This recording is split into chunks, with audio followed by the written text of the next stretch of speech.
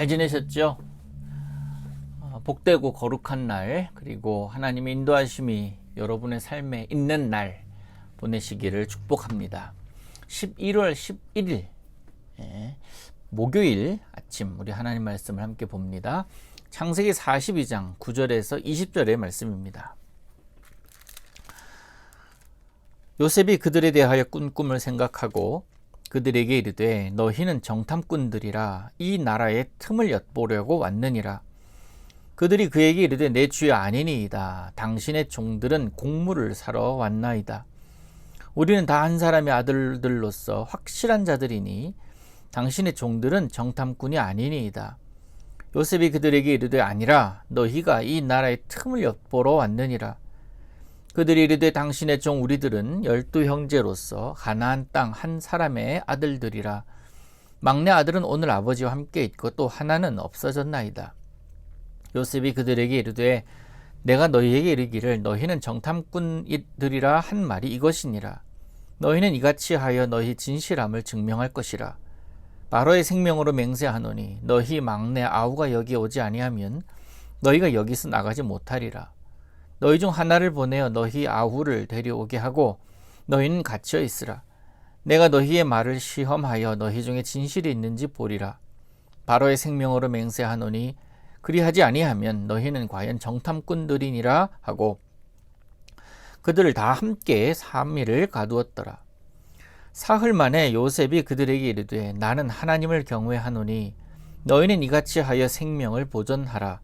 너희가 확실한 자들이면 너희 형제 중 한 사람만 그 옥에 갇히게 하고 너희는 곡식을 가지고 가서 너희 집안에 굶주림을 구하고 너희 막내 아우를 내게로 데리고 오라. 그러면 너희 말이 진실함이 되고 너희가 죽지 아니하리라 하니 그들이 그대로 하니라. 아멘. 하나님의 약속은 변함이 없습니다. 영원토록 우리 하나님의 말씀과 그 하나님은 동일하신 분이십니다.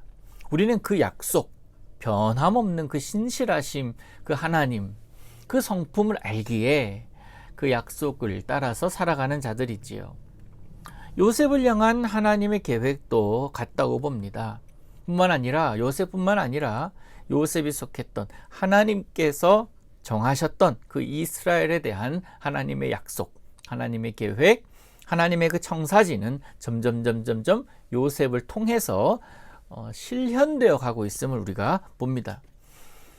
하나님께서 이스라엘에게 원래 계획하시고 그리셨던 꿈이 무엇입니까? 내 백성, 하나님의 거룩한 나라, 그것을 이루기 위함 아닙니까? 그 이스라엘을 장차 큰 민족으로 세우시기 위함입니다. 그래서 하나님의 약속은 계승되어야 하고 계승되고 있는 것입니다. 요셉이 형들을 만난 그 자리에서 꿈을 기억하잖아요. 그 꿈을 기억하고 그 꿈을 기억한 것은 하나님의 계획이 현실이 되고 있음을 보여주고 있는 것입니다. 너무 오래됐잖아요. 오래되었지만 그러나 기억해내고 그 꿈이 현실화되는 모습을 보면서 요셉은 얼마나 놀랐겠습니까? 요셉은 먼저 형들을 시험합니다. 정탐꾼으로 몰아서 그 진실성을 확인하죠. 그들 스스로를 뭐라고 표현합니까? 우리는 확실한 자니이다. 가나안에 있는 한 아버지의 아들들인데 막내는 지금 아버지와 함께 있고 하나는 없어졌다. 애매한 거 아닙니까? 확실하게 지금 자기들을 확실한 자라고 표현하고 있는데 애매하게 하나는 없어졌나이다. 그게 자신인데 자신들의 행위에 대해서 구체적으로 얘기하지 않고 두루뭉실하게 그렇게 지나가는 모습을 봅니다. 요셉 입장에서는 내가 그런 존재가 아닌데 그런 형들에게 취급을 받고 있다는 사실에 대해서도 굉장히 안타까웠을 것이고 서운하지 않았을까 하는 생각을 합니다. 그래서 요셉은 너희 중에 한 사람이 가서 베냐민 데려오지 않으면, 그 막내 동생 데려오지 않으면 너희 진실하지 않은 거야, 확실하지 않은 거야 라고 선언을 하고 한 사람만 가라고 얘기합니다. 다 가둬버립니다. 사흘이 지났습니다. 갇힌 지 사흘 동안 형들도 많이 생각했을 거예요. 또 요셉도 많이 생각을 했을 것입니다. 형들은 무슨 생각을 했을까요? 우리가 무슨 죄를 지어서 이렇게 고생을 하나, 이렇게 억울함을 당하나. 억울함 치고는 억울함을 따지면은 요셉만큼 억울하겠습니까? 무슨 죄를 지었어요? 살아있는 자를 죽었다라고 아버지께도 거짓말했잖아요. 요셉을 팔아 넘긴 그때를 돌이키면서 우리가 그때 그랬으면 안 됐어. 그 일로 인해서 우리가 이렇게 벌 받고 있는 거야. 그런 이야기들을 하지 않았겠습니까? 이제 지금 뭐 그런 얘기를 한들 무슨 소용이 있어 하면서 또 형제들끼리 또 왈가왈부를 했겠죠. 그게 이제 21절 이후의 이야기거든요. 한편 요셉은요, 아버지를 뵙고 싶은 마음, 살아계시는 것 같은 느낌, 그 이야기 가운데 느끼지 않았겠습니까? 뵙고 싶을 거예요. 그리고 동생 베냐민 특별히 더 보고 싶을 겁니다. 보고 싶은 그 존재들만 보지 못하고 형들, 자기를 팔아먹은 형들만 이렇게 지금 앞에 있는 거예요. 동생 베냐민을 보고 싶어서, 아버지 야곱을 보고 싶어서, 또 뿐만 아니라 이들을 통해서 하나님이 약속을 성취하시는 것을 보기 위해서라도 요셉은 형들과 화평해야 했습니다. 또 거래를 했어야 돼요. 사흘이 지났습니다. 형들 앞에 요셉이 나타납니다. 이제 바꿉니다.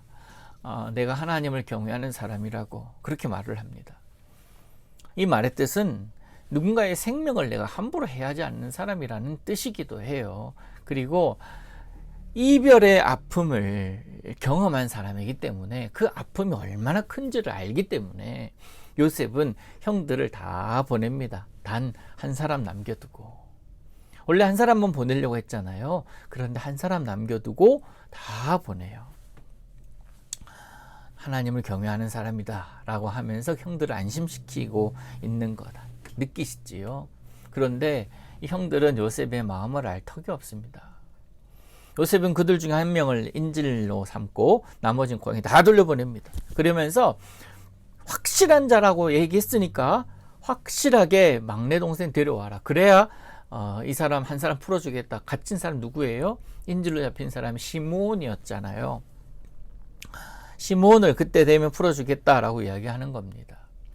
요셉의 시험은 또 한 사람을 형제들과 떼어놓기 위함이 아니에요. 그냥 시험이 아닙니다. 어떻게 보면 모두가 만나서 감격하기 위함이에요. 형제간의 우애를 더욱더 돈독하게 회복시키기 위함이 아닐까.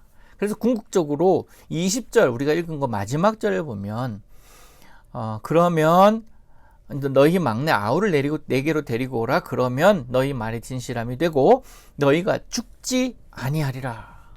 경고하고 있잖아요. 죽지 아니하리라. 형들 돌아갑니다. 인질로 잡혀있는 형제 시므온을 구하기 위해서라도 다시 돌아와야 했어요. 베냐민을 데려와야 했습니다. 나중에 보면 야곱이 내 또 베냐민을 잃을 수 있느냐라고 하면서 안 되겠다 하지만 결국 또 보내잖아요. 여러분, 요셉에게는 이런 미션, 이런 말과 이런 자신의 모습을 통해서 그리고 있는 그 그림이 있습니다. 큰 그림이 있어요. 사랑하는 동생을 만나는 것, 아버지 야곱을 배우는 것.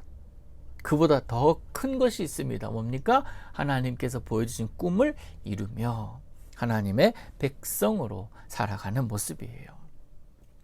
이것은 요셉 외에 그 누구도 이해할 수 있는 사람이 없습니다. 하나님께서 주신 꿈이기 때문에 그렇습니다. 거의 20년 만에 형들을 만난 요셉은 하나님의 지혜로 가득 차 있습니다. 하나님의 인도하심을 날마다 경험하면서 살았습니다. 하나님의 지혜가 무엇인지를 옥중에서도 종으로서 노예로서 억울함을 당할 때에도 경험을 합니다. 그러면서 하나님께서 지금 그렇게 세우셨어요. 그런데 형들은 여전히 변화가 없습니다. 여전히 일상의 문제에 갇혀가지고 그 일상의 문제를 생각하면서 그것을 놓고서 투덜대고 그것을 통해서 씨름하고 일상의 문제를 해결하기 너무나 바쁜 자들이었습니다. 지혜가 없으니 기근을 준비했겠습니까? 그러니 지금 양식을 사러 애국까지도 내려온 것 아니냐고요. 요셉은 형들에 의해서 팔려와서 수많은 인고의 세월을 거치면서 단련되고 준비되어 갔지만 형들은 그저 일상의 모습 속에서 뭔가 잘못되기만 하면 과거의 죄 때문에, 옛날에 그것 때문에 그랬으면 안 되는데 그 옛날에 갇혀 있는 거예요. 그러니 하나님께서 보여주시는, 하나님께서 펼쳐주시는, 그리고 하나님이 주시는 지혜를 그들이 경험할 길이 없는 것 아니겠습니까? 맨날 죄책감에 사로잡혀 있어요. 자책하며 살아갑니다. 사랑하는 성도 여러분, 꿈꾸는 자는 하나님의 시각으로 상황을 봅니다. 생각하는 것도 하나님의 지혜로 생각을 합니다. 그러면서 삶을 살아가요.